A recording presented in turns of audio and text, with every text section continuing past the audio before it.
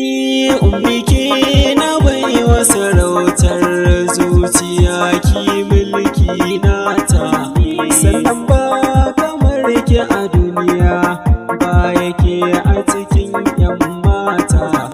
Na faɗa na sake faɗa kaf ni a gona kin musurata, kar da ki manta ni sanki zuciya yayi rauni, kanki na shiga rudani. So bai ji sannan bai gani in zai shiga zuciya taka, ba sani ba sabo kunshi in kwa har yawaiwai kanka zai shige ka cikin jin daɗi, duk ya ratsa sassa na jikinka. Saki ya shiga kalbina ya sani ina kwana, zuciya ciki zai barna.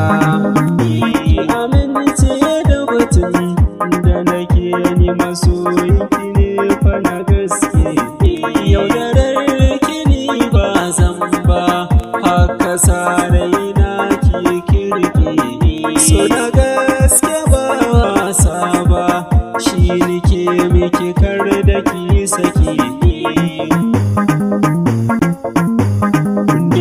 Majiyin amo ne, haƙi na ido gani ne, gabai nasu ai motsi ne, baki aikin safurci mai kyau ko mara kyau hakan ne.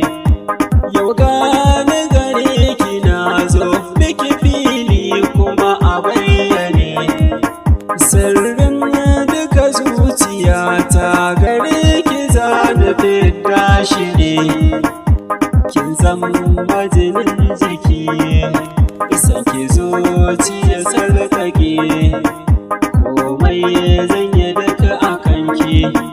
Labarin na zuciya an ce fuska ita za a duba, fuskar ki ta bayyanan sirrin zuciyanki da na yi duba.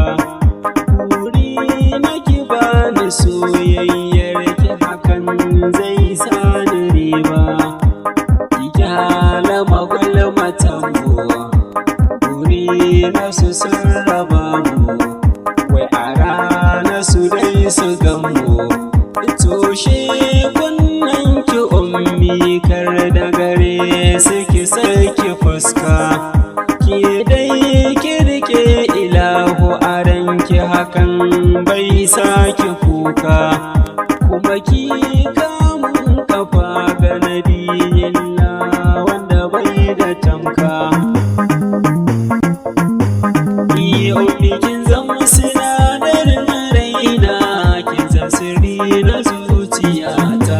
Ummi zai iya bayar da komai a kanki, zan ba da raina dan na fanshe ki. Na ɗauro ɗan mara dan na yaƙi wanda bai san wani da ke kowa ni ba zan bar shi ba.